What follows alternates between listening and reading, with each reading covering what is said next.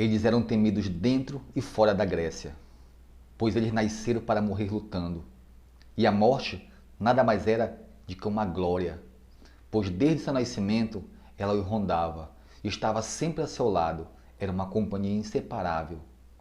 Eram treinados a vida toda para serem guerreiros, e por isso nem a morte os assustavam.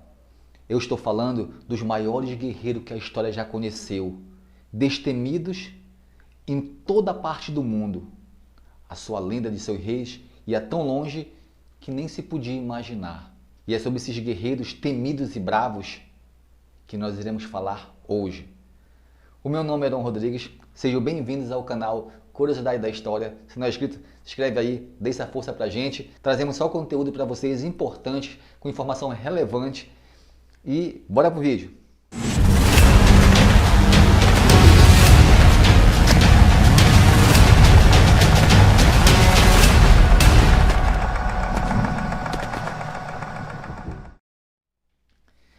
Esparta se formava como cidade-estado pelo século VII a.C.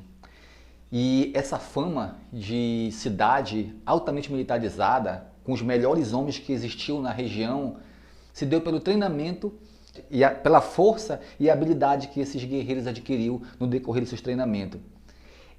A idade que compreendia entre 7 a 20 anos, eles iam para a escola de guerra. Lá eles aprendiam várias táticas de guerrilha.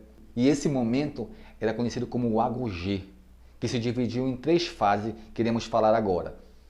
Mas antes de começarmos a falar sobre as fases, bora entender como é que funcionava o esquema para se tornar um soldado em Esparta. Por que eles eram os melhores? Ao nascer a criança era analisada pelos anciões. A vida dela, a partir daquele momento, não pertencia mais à família, e sim ao Estado. Os anciões olhavam ela todinha. Se ela tivesse algum defeito na perna, no olho, seja onde fosse, que não deixasse ela perfeita, eles afogavam ou jogavam do penhasco. Essa era a primeira prova de fogo dos soldados espartanos, dos homens. Se passasse por essa fase aí, ele vinha para casa. De 0 ano até os 7, ele ficava com a família. Mas desde lá, ele já era treinado a ter um faro aguçado, já era treinado as táticas de caça. Sabe como? A mãe, quando ele começava a engatinhar, a mãe não dava comida na boca dele, ela deixava nos cantos. Então, quando ele sentia fome, ele começava a gatinhar e procurar, sentir o cheiro onde estava aquela comida e ir lá comer. O alimento, a maioria das vezes, era escondido para ele procurar, já desde esse tempo, ter aquela intuição de caça. Olha só! Com os 7 anos, eles eram levados para a escola de guerra. Aí sim começava as fases do agogê, que se dividiam em 3, como eu falei. A primeira, dos 7 aos 11 anos, a criança ia para a parte de treinamentos. E esse treinamento era centrado no militar básico, como os primeiros conhecimentos sobre o manejo de armas, lutas, através da prática de exercícios, além de medidas iniciais de subserviência e obediência aos superiores. O conhecimento das letras não era o objetivo da educação espartana, sendo que as crianças só eram alfabetizadas em caso de necessidade.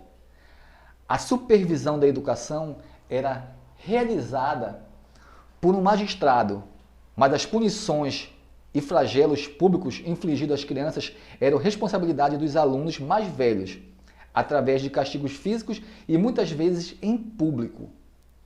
Entre os 12 e 15 anos, os adolescentes iniciavam a segunda fase do agogê, sob a supervisão de um mestre adulto, que os iniciava a usar armas com perícia, assim como atividades com cavalos, bigas, além da continuidade das tarefas militares básicas no período anterior.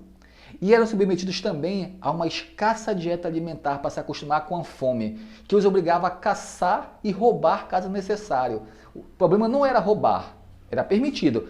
O problema é que eles não podiam ser pegos. Se fossem pegos, aí sim eles eram castigados. E a terceira e última fase, entre aspas, dava-se dos 16 aos 20 anos, com os treinamentos centrados nas ações coletivas, com ações militares em grupo, transformando-os em hipólitas, guerreiros munidos de grandes escudos redondos, que com um forte senso de cooperação coletiva se organizavam em falanges. As falanges eram as principais formações de ataque e defesa dos espartanos, necessitando de uma proteção no campo de batalha entre todos os participantes. A cripta, ou cripteia, que quer dizer em grego oculto ou secreto, também era um rito de passagem praticado pelos jovens espartanos, que integrava o regime de educação do agogê. Os historiadores acreditavam que a cripta era um rito de passagem para a competição do próprio agogê, ou seja, durante o qual os soldados aprendiam como se camuflar e ganhavam experiência para um combate corpo a corpo. E é interessante a gente entender essa parte da cripteia ou da cripta, que os ilotas, que eram escravos espartanos, eles cresciam em grande quantidade. Então, no final da formação dos soldados, o que acontecia? Esses soldados pegavam um punhal e eram soltos na cidade para caçar os ilotas. E eles poderiam matar quantos eles pudessem. Além de ser um treinamento para eles aprenderem a matar, aprenderem a lutar e, vamos supor, também treinar, né, ver se o treinamento deles foi importante, era um treinamento para eles também aquilo dali. Além de ser o censo também, ou seja, eles controlavam assim o crescimento de escravo na cidade. E outra, se eles fossem mortos pelo ilota, a família desse soldado se tornava escravo e a família do ilota ia para o lugar dele, tornava-se cidadão. Então eles não podiam vacilar, eles tinham que matar quando eles pudessem, mas não podiam vacilar.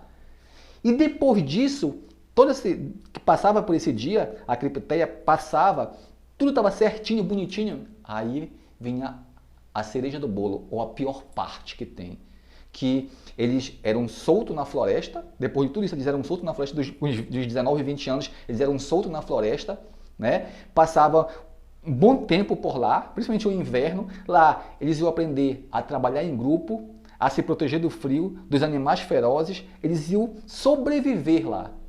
E nessa situação, né, eles tudo nu ali, muitos se encostavam, se aqueciam para não morrer do frio. Até que eles matassem um animal, fizessem do pelo uma capa e fizessem uma lança de um pedaço de pau. Eles tinham que se armar ali para sobreviver. E nisso, eles acabavam criando afeição um pelo outro. Olha só, segundo até a história aí, começa a surgir um certo homossexualismo, né? Mas assim, quando dois soldados se afeiçoavam, quando eles voltavam, eles passavam a lutar junto.